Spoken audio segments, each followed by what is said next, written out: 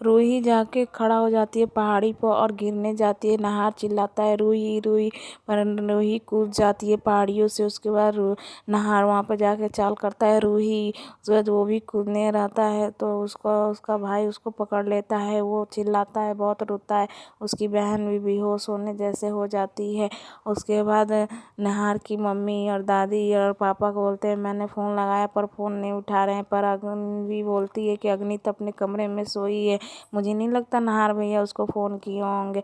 उसके बाद उनके दामाद जी आते हैं तो कहते हैं कि माँ जी रूही भाभी तो जेल से भाग गई है। तो उसकी मम्मी बोलती है कि लड़की ने तो पहले ही बदनामी कर रखी है, फिर इतनी सारी बदनामी होगी। तो उसकी सास बोलती है कि सोनी जा दिया जला दे, खतरा ही खतरा हो रहा है, पता नहीं। उसके बाद दिया जलाने जाती है सोनी। तो उसके बाद क्या होता है कि दिया बुझ जाता है, बहुत तेज़ आंधी होने लगता है, हवा उठने लगता है। उसके बाद उसके दादाजी बैठे रहते हैं। रूही और जूही का फ़ोटो गिर जाता है, रूही के फ़ोटो फूट जाती है। तो उसके बाद दादू बोलते हैं उनके कि ये सब क्या हो रहा है, अनहोनी होने वाला है। उसके बाद तो वो नहार चिल्लाने लगता है तो पुलिस बोलता है कि अब इस पहाड़ी से गिरने से कोई नहीं बच सकता। नहार भी बहुत ज़ोर से चिल्लाता है। उसके बाद अग्नि आती है, बोलती है रूही मर गई, मैंने मार दिया उसे, बहुत तान सोच करने लगती है। उसके बाद अपने से फ़ोन गिरता है तो बजने लगता है तो अग्नि बहुत डर जाती है। उसके बाद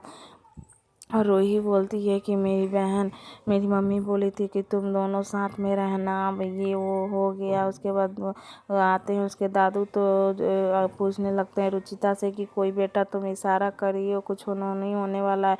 तो दादी बोलती है कुछ नहीं होने वाला है, ये हवा बह रहा है, बंद कर देंगे खिड़की तो हो जाएगा।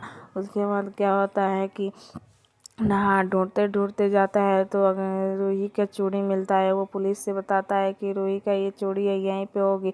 तो वो पुलिस सेक्टर पर कहता है खोजने के लिए। उसको खोजते खोजते पुलिस अकेले चला जाता है। तो वो बोलता है ये अग्नि का ही काम होगा, अगर मैं इसमें गया तो मेरा अगर नौकरी छूटेगा तो अग्नि को ही मैं तो सिथाड़ाऊँगा। उसके बाद करने लगता है।